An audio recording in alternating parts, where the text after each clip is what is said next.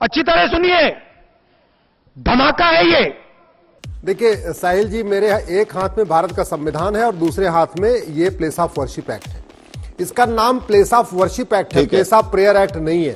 Place of worship को हिंदी में कहते हैं पूजा स्थल कानून, और अगर ये प्लेस ऑफ प्रेयर होता तो इसका नाम होता प्रार्थना स्थल कानून। पूजा और प्रार्थना में स्थल होता है, मंदिर को पूजा स्थल कहते हैं, मस्जिद और चर्च को प्रार्थना स्थल कहते हैं। आप क्रोनोलॉजी समझ लीजिए।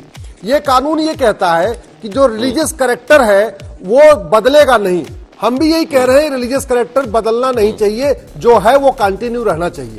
जो बदल दिया गया उसको रिस्टोर होना चाहिए। अब मैं आपको एक एग्जांपल देता हूं साहिल जी। मैं इस समय काले कोट में हूं तो आपको मैं वकील दिखता हूं। मैं सफेद कोट पहन लूं तो मैं आपको डॉक्टर दिखूंगा। मैं खाकी वर्दी पहन लूं तो मैं आपको इंस्पेक्टर दिखूंगा। लेकिन मेरा कैरेक्टर क्या है, जो कानून कहता है वो आपको जांच करना पड़ेगा, सर्वे करना पड़ेगा। मैं तिलक लगा लूं तो हिंदू, टोपी पहन लूं तो मुस्लिम, और क्रॉस पहन लूं तो क्रिश्चियन, साफा पहन लूं तो ईसाई। लेकिन मेरा कैरेक्टर क्या है ये जानने के लिए सर्वे करना पड़ेगा। ये कानून अपीयरेंस की बात नहीं करता, ये कानून आइडेंटिटी की बात नहीं करता, ये कानून कैरेक्टर की बात करता। और कैरेक्टर किसी बिल्डिंग को देख के नहीं पता कर सकते, जांच करना पड़ेगा। कुछ लोगों का कहना है कि अच्छा एक काम करो, आप हर जगह खुदाई करोगे। खुदाई करने की जरूरत नहीं है। जैसे हम चंद्रमा पे गए और मंगल पे गए तो हमने कोई सीढ़ी नहीं बनाई, हमने टेक्नोलॉजी का यूज किया।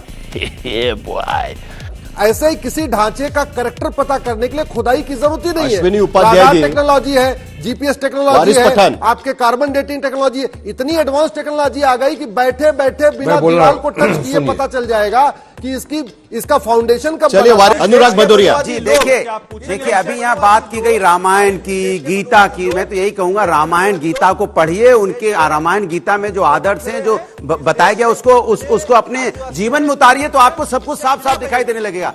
अच्छा, आप उनको बोल के राजनीति तो करना चाहते हैं लेकिन उसको अपने जीवन में नहीं उतारना चाहते। रामायण को जीवन में उतारिए। आप नहीं, दरवाजा बंद होना चाहिए। मैं कहता हूं आज बताइए, सर्वोच्च न्यायालय ने जो आदेश दिया है अश्विनी उपाध्याय आखिर में अश्विनी उपाध्याय जी चलिए सबका फेडर डाउन करिए जरा। अश्विनी उपाध्याय जी से आखिरी सवाल पूछना है जो मैंने अमिताभ सिन्हा जी को पूछा था। अश्विनी उपाध्याय जी की आप वकील है। अरे अभी ऑर्डर आया नहीं, क्या बात कर रहे हैं अश्विनी उपाध्याय जी? आप मुझे बताइए, जी जो सवाल मैंने अमिताभ सिन्हा को पूछा आपका था, बाबर हुमायूं तुगलक गजनी को से क्या लेना देना? आप औरंगजेब आपका पूर्वज है जी। बोलिए साहिल जी, इस देश में जुडिशियल सिस्टम है। जो कोर्ट थी, जो संभल की कोर्ट थी, वो इसी संविधान के अंतर्गत बनी है और जज साहब का फैसला इसी संविधान के अंतर्गत ही आया है। अगर किसी को संभल की कोर्ट से दिक्कत है तो बाकायदा उसके पास अधिकार है हाई कोर्ट जाने का। उसको फिर हाई कोर्ट जाना चाहिए, वहां ऑर्डर को चैलेंज करना चाहिए। हमारा यह कहना है, अगर हम स्वतंत्र हो गए हैं और स्वतंत्रता के बावजूद हम उन स्थानों को रिस्टोर नहीं कर सकते जिनका वर्णन हमारे वेद में है, उपनिषद में है, हमारे पुराणों में है, हमारे गीता में है, हमारे रामायण में है, फिर किस बात की स्वतंत्रता? साहिल जी, मैं बहुत जिम्मेदारी के साथ कह रहा हूं, मुगलों ने यहाँ कोई न तो नया शहर बसाया था, न उन्होंने कोई नई मस्जिद बनाई। उन्होंने भारत के बसे बसाए शहरों का नाम बदला और यहाँ बने बनाई मंदिरों का गुंबद बदला। मजा आया, और मैं ये जो मजा है हिंदुस्तान के हर व्यक्ति को देना चाहता हूं।